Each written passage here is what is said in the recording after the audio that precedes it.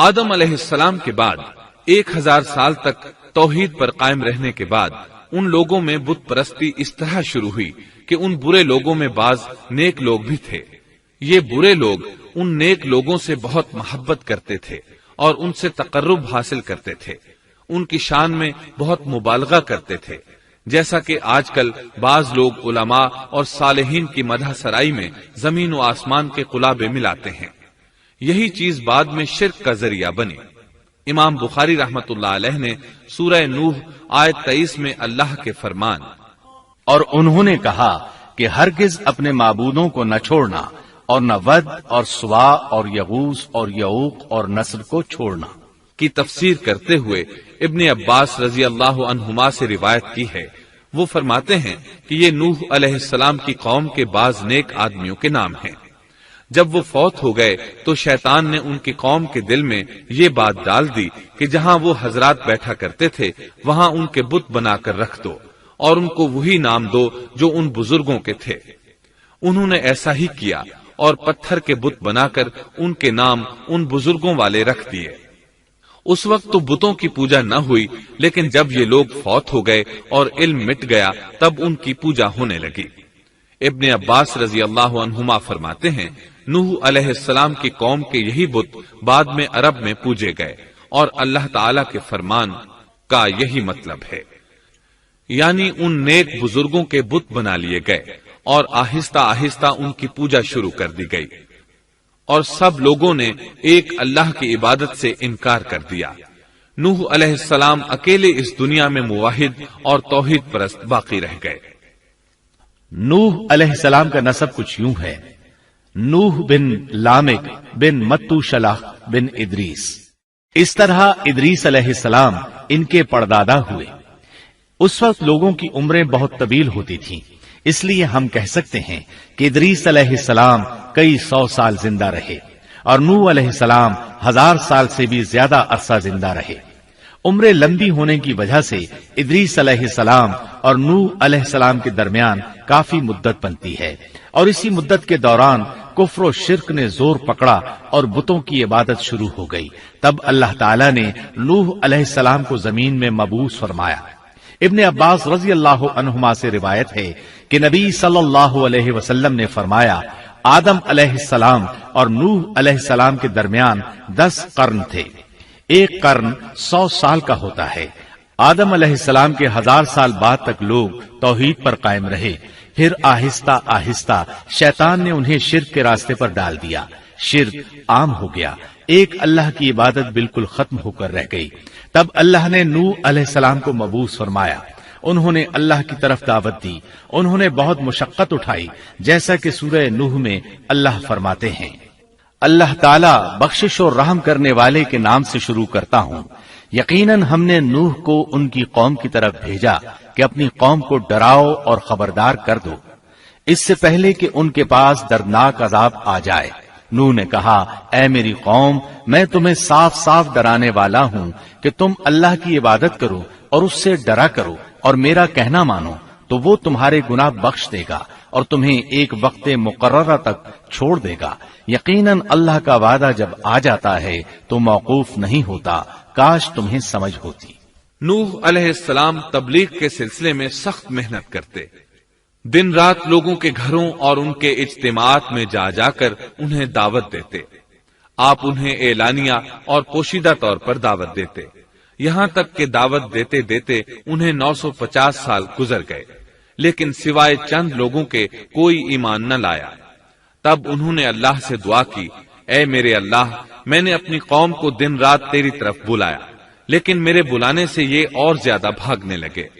انہوں نے اپنے کانوں میں انگلیاں ٹھونس لیں، اپنے اوپر کپڑے اوڑھ لیے اور کہنے لگے ہم تیری شکل دیکھنا نہیں چاہتے۔ میرے اللہ، یہ لوگ تیری باتیں سننا پسند نہیں کرتے۔ میں نے پھر بھی ان سے کہا اپنے مالک سے بخشش طلب کرو، وہ بڑا بخشنے والا ہے۔ اس وقت نوح علیہ السلام کی قوم میں ایک بادشاہ تھا، وہ بہت مغرور تھا۔ وہ قوم سے کہنے لگا نوح کی باتوں پر کان نہ دھرنا اور نہ اس سے بحث کرنا، یہ جو کرتا ہے اسے کرنے دو، تم اپنے بتوں کی پوجا پر ڈٹے رہو۔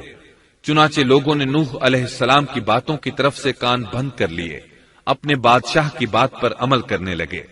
تب نوح علیہ السلام نے اللہ سے فریاد کی، اے پروردگار، یہ میرا کہنا نہیں مانتے، ان لوگوں کی سنتے ہیں جن کی اولاد اور مال نے انہیں فائدہ تو نہ دیا، الٹا نقصان پہنچایا، اور انہوں نے میرے ساتھ بڑا داؤ کیا، یعنی دوسروں کو میرے درپے کر دیا، خود بھی مجھے ستانے میں کوئی کسر نہ چھوڑی، اور آپس میں ایک دوسرے سے کہنے لگے اپنے دیوتاؤں کو نہ چھوڑنا، نہ ود اور نہ سوا اور نہ یغوث اور نہ یعوق اور نہ نصر کو چھوڑنا۔ ان لوگوں نے بہت سے لوگوں کو گمراہ کر ڈالا، اور پروردگار تو ایسا کر کہ یہ ظالم اور زیادہ گمراہ ہو۔ اس طرح نوح علیہ السلام نے 950 سال دن رات لوگوں کو اللہ کی طرف بلایا، لیکن اتنے طویل عرصہ میں صرف 80 کے قریب لوگ مسلمان ہوئے، اور ان ایمانداروں کی اکثریت فقراء، مساکین، ناتواں اور غلام قسم کے لوگوں پر مشتمل تھی، جن کی معاشرے میں کوئی حیثیت نہیں ہوتی۔ مشکل سے 10 ایماندار ایسے ہوں گے جو شرف و جاہ کے مالک ہوں گے۔ چنانچہ نوح علیہ السلام کے مغرور سرداروں نے جب اس صورتحال کو دیکھا تو اکٹھے ہو کر نوح علیہ السلام کے پاس آئے اور کہنے لگے، اے نوح، ہم چاہتے ہیں تیری باتیں سنیں اور لوگوں کو بھی تیری باتیں سننے کی ترغیب دیں اور سب تجھ پر ایمان لے آئیں، لیکن اس سے پہلے ہماری ایک شرط ہے، یہ کہ آپ کے حلقے میں جو یہ ذلیل اور حقیر لوگ آ گئے ہیں انہیں دھکے دے کر اپنے پاس سے نکال دے، اس لیے کہ ہم اپنی قوم کے سردار، چودھری اور مقام و مرتبے والے لوگ ہیں، اس لیے ہم ان فقیر لوگوں کے پاس نہیں بیٹھ سکتے۔ اگر آپ انہیں نکال دیتے ہیں تو ہم ایمان لے آئیں گے۔ اللہ تعالیٰ نے نوح علیہ السلام کی قوم کے ان سرداروں کی تردید سورہ ہود آیات 27 تا 31 میں کی ہے۔ اللہ تعالیٰ فرماتے ہیں، کافر سردار نوح سے کہنے لگے ہم تو یہی دیکھتے ہیں کہ تو ہماری طرح ایک آدمی ہے، اور یہ بھی دیکھتے ہیں کہ صرف ان لوگوں نے تیری پیروی کی ہے جو ہم میں رذیل ہیں، وہ بھی اوپر کی عقل سے، اور ہم تو تمہیں کسی بات میں اپنے سے زیادہ نہیں پاتے بلکہ تمہیں جھوٹا خیال کرتے ہیں۔ نوح نے کہا، اے سردارو، بتلاؤ تو صحیح، اگر میں اپنے رب کی طرف سے جو دلیل آئی ہے اس پر قائم ہوا اور اس نے اپنی مہربانی سے مجھے سرفراز کیا اور تم سے وہ چھپی رہی، تو کیا زبردستی میں اسے تمہارے سر منڈ دوں گا، حالانکہ تم اس سے بیزار ہو؟ میری قوم والو، میں تم سے اس پر کوئی مال نہیں مانگتا، میرا ثواب تو صرف اللہ تعالیٰ کے ہاں ہے، نہ میں ایمانداروں کو اپنے پاس سے نکال سکتا ہوں، انہیں اپنے رب سے ملنا ہے، لیکن میں دیکھتا ہوں کہ تم لوگ جہالت کی بات کر رہے ہو۔ میری قوم کے لوگوں، اگر میں ان مومنوں کو اپنے پاس سے نکال دوں تو اللہ کے مقابلے میں میری مدد کون کر سکتا ہے؟ کیا تم کچھ بھی غور و فکر نہیں کرتے؟ میں تم سے یہ نہیں کہتا کہ میرے پاس اللہ کے خزانے ہیں اور میں غیب کا علم بھی نہیں رکھتا، نہ میں یہ کہتا ہوں کہ میں کوئی فرشتہ ہوں، نہ میرا یہ قول ہے کہ جن پر تمہاری نگاہیں ذلت سے پڑ رہی ہیں اللہ تعالیٰ انہیں کوئی نعمت دے گا ہی نہیں، ان کے دل میں جو ہے اللہ اسے بخوبی جانتا ہے۔ اگر میں ایسی بات کہوں تو یقیناً میرا شمار ظالموں میں سے ہوگا۔ اس پر نوح علیہ السلام کی قوم اور اکڑ گئی اور وہ کہنے لگے، اے نوح، بس بہت ہو گیا، تو نے ہمیں بہت ڈرا دھمکا دیا، اب اگر تو سچا ہے تو جس چیز کا وعدہ تو ہم سے کرتا تھا اس کو لے آ۔ نوح علیہ السلام نے ان کی بات سن کر کہا، عذاب لانا تو اللہ کا کام ہے، اللہ کو کوئی عاجز نہیں کر سکتا، اور جب اس کا عذاب آ جائے گا تو کوئی بھاگ نہیں سکے گا۔ اس کے بعد نوح علیہ السلام کی قوم کا ان سے آمنا سامنا ہوا تو انہوں نے ان سے کہا، اے میری قوم، اگر تم پر یہ گراں گزرتا ہے کہ میں تم میں رہتا ہوں اور تمہیں اللہ کی باتیں سنا رہا ہوں، تم اس سے چڑھتے ہو اور مجھے نقصان پہنچانے کے درپے رہتے ہو، تو سنو، میں صاف کہتا ہوں، مجھے تمہارا کوئی خوف نہیں، تمہاری کوئی پرواہ نہیں، تم سے جو ہو سکے کر گزرو، میرا جو بگاڑ سکتے ہو بگاڑ لو، تم اپنے شریکوں اور جھوٹے معبودوں کو بھی بلا لو اور مل جل کر مشورے کر کے بات کھول کر پوری قوت کے ساتھ مجھ پر حملہ کرو، تمہیں قسم ہے تم میرا جو بگاڑ سکتے ہو بگاڑ لو، اس میں کوئی کسر اٹھا نہ رکھو، مجھے بالکل مہلت نہ دو، اچانک مجھے گھیر لو، میں بالکل بے خوف ہوں، اس لیے کہ تمہارے راستے کو میں باطل جانتا ہوں، میں حق پر ہوں، حق کا ساتھی اللہ ہوتا ہے، میرا بھروسہ اسی عظیم ذات پر ہے، مجھے اس کی قدرت کی بڑائی معلوم ہے۔ نوح علیہ السلام نے واضح الفاظ میں اپنی قوم کو چیلنج دیا، لیکن کسی میں طاقت نہ ہوئی کہ وہ نوح علیہ السلام کا مقابلہ کر سکے۔ چنانچہ کہنے لگے، اسے چھوڑ دو، یہ مجنون اور بے وقوف ہے، نعوذ باللہ۔ بہرحال معاملہ اسی طرز پر چلتا رہا، یہاں تک کہ سال ہر سال گزر گئے، لیکن کوئی مسلمان نہ ہوا۔ پھر پہاڑ پر رہنے والے لوگ روز بروز برائی میں ترقی کرتے چلے گئے، اور جو لوگ شروع میں ایمان لائے تھے ان کے علاوہ اور کوئی شخص ایمان نہ لایا۔ نوح علیہ السلام انہیں مسلسل دعوت دیتے رہے مگر بے اثر، یہاں تک کہ اللہ تعالیٰ نے نوح علیہ السلام کی طرف وحی کی کہ اب کوئی شخص ایمان نہیں لائے گا۔ اللہ تعالیٰ سورہ ہود میں فرماتے ہیں، نوح کی طرف وحی کی گئی کہ آپ کی قوم میں سے جو ایمان لا چکے ہیں ان کے سوا اور کوئی اب ایمان نہیں لائے گا، پس آپ ان کے کاموں پر غمگین نہ ہوں۔ مطلب یہ تھا کہ آپ غم نہ کریں، اللہ کا حکم اب پورا ہونے والا ہے۔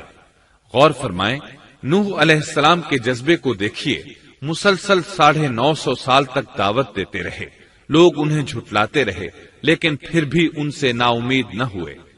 اب جب کہ اللہ کی طرف سے وحی آ گئی کہ ان میں سے اور کوئی ایمان نہیں لائے گا اور کسی میں طاقت نہیں کہ انہیں ہدایت عطا فرمائے، تو نوح علیہ السلام نا امید ہو گئے اور انہوں نے اپنی قوم پر بد دعا کی۔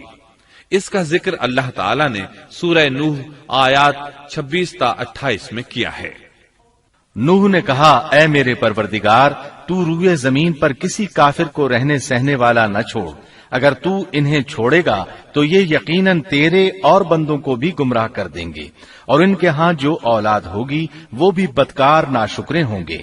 اے میرے پروردگار، تو مجھے اور میرے ماں باپ کو اور جو بھی ایماندار ہو کر میرے گھر آئے اور تمام مومن مردوں اور عورتوں کو بخش دے، اور کافروں کو سوائے ہلاکت کے اور کچھ نہ دے۔